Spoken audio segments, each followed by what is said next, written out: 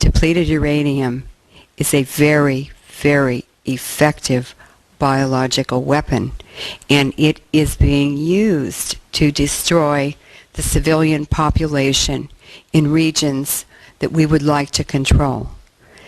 In 1990, the United Kingdom Atomic Energy Authority wrote a report warning about the potential health and environmental catastrophe from the use of depleted uranium weapons.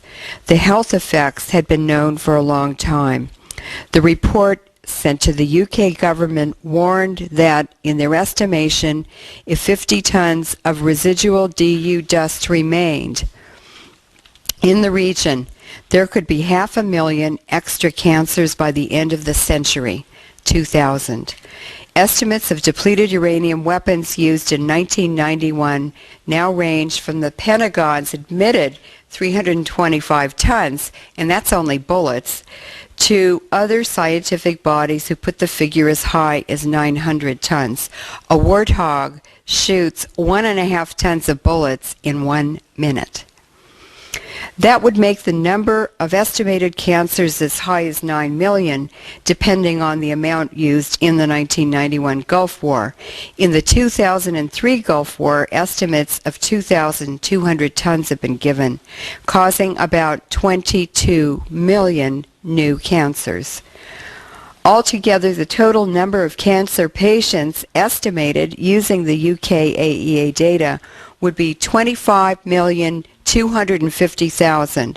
In July 1998, the CIA estimated the population of Iraq to be approximately 24,683,313.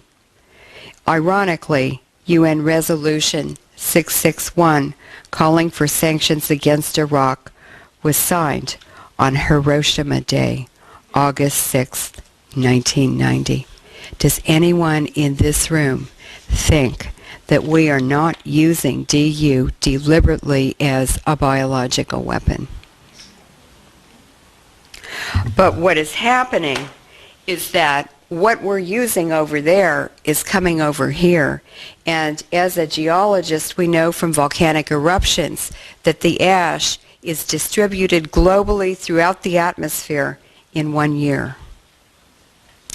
The smog of war over Kuwait and Iraq, which was there for a year after Gulf War I, was found in the ice record deposited on the top of the Andes, Hawaii, the Alps, the Himalayas, the Antarctica, and Greenland. It's everywhere. And it's chemicals and radiation and biological agents together. They enhance each other synergistically. Well, we wanted to find out how much DU was being manufactured in the U.S. because we suspected the U.S. was using a lot more. Now, one of the Japanese physicists who came to our Hamburg conference calculated that 800 tons of depleted uranium, if it's released into the air, is the atomicity equivalent, or the equivalent number of radioactive atoms, as 41,000 Nagasaki bombs. We have released over 250,000 Nagasaki bombs, equivalent radiation, into our atmosphere. But what's even more alarming is that the McAllister Bomb Factory in Oklahoma, McAllister, Oklahoma, was applying for relicensing at the NRC in order to be able to continue manufacturing DU weapons. And in order to maintain level 1 status, which they have to do to get relicensed, they must be able to ship 1,600 tons of depleted uranium weapons a day. That's 166,000 Nagasaki bombs of radiation. It's 20 train car loads of DU going out of that factory every day. It's only one of 4 U.S. Army bomb factories. And altogether, at all 4 bomb factories at any one time, they are allowed by the NRC to have up to 44,000 tons of DU on site. That's 4.5 million Nagasaki bombs. I'm a longtime military officer. I've been in the military since 1967. Served in Vietnam, was recalled to active duty for Desert Storm. Part of my job responsibilities during Desert Storm, I was a member of the 12th Preventive Medicine. We were the theater public health department. I also became a member of Bowers Raiders. We were the theater nuclear, biological, chemical warfare special operations team. We had the responsibility to identify it, to train and educate all of the military personnel, to develop the decontamination and medical care guidelines, and then to clean up the mess. Ladies and gentlemen, when we go to war, the purpose is to kill. The purpose is to kill the enemy, every single one of them. That is part of war. As a consequence, in preparation for war, or to ensure that we win the battles, the United States made a deliberate decision that they would use depleted uranium munitions, as they're called. In 1990, when I was deployed to the Gulf War, I didn't know a thing about depleted uranium munitions.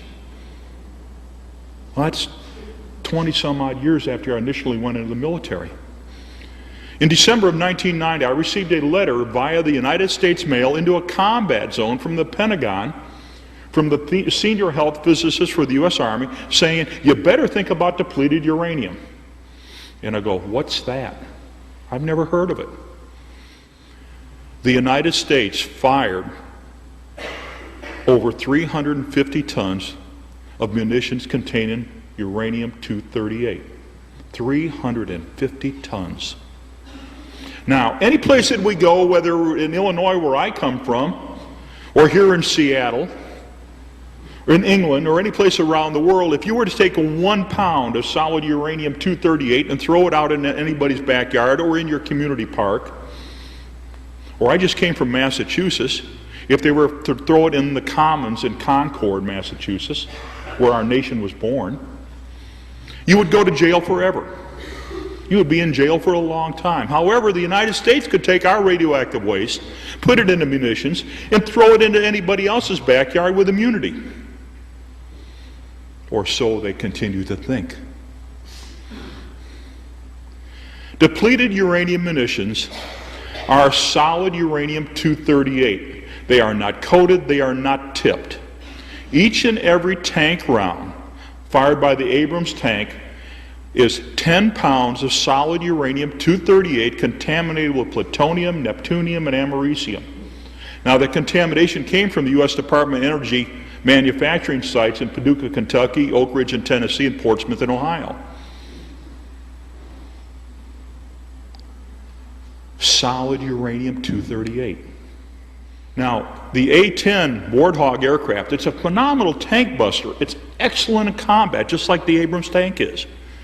Each individual round fired by the Warthog is 3/4 of a pound of solid uranium-238. They are not coated, they are not tipped. We fired about 1 million rounds of the 30 millimeter during the Gulf War. 15,000 rounds of the tank round during the Gulf War for about 350 tons of solid uranium-238. The majority of the casualties during the Gulf War, the majority of those that died, the majority of the Americans that died during the Gulf War and that were injured in the Gulf War were as a result of friendly fire. The U.S. shooting the U.S. with uranium munitions. When I got the tasking from the Pentagon down through Norman G. Schwarzkopf, directly to D.G. Zulis. Now, Schwarzkopf was the theater commander, overall, the top general. He was in charge of the war. D.G. Zulis was the theater medical commander, and I worked for him. They told me, clean up the DU mess. And I'm going to finish the job. When we got up into northern Saudi Arabia, KKMC, that's King Khalid Military City, we're collecting the U.S. friendly fire vehicles there. We walked in there, and members of the 144th Maintenance Company were in there working on this already, and they're in cutoffs in their boots, and that's about it. They're sucking uranium dust in. They're sucking uranium contamination. They're absorbing uranium contamination. We walked in there, and there's only one way to describe it, and it's very appropriate in this building, this church. Oh my God. Within 72 hours, we were sick. Within 72 hours, respiratory problems started on myself and the rest of my team, and we were already seeing it on the individuals. The 144th was there, and we're already hearing reports of that from the friendly fire casualties. Within 72 hours. The cleanup procedures is you have to physically pick up the contaminated equipment, vehicle, or structure. And what you have to do is either take that a facility like Barnwell, South Carolina, that's a multi-million-dollar facility. It took them 4 years to clean up 24 vehicles. Now, 4 years for 24 vehicles in a specialized facility? What about the thousands upon thousands of vehicles littering all the battle areas?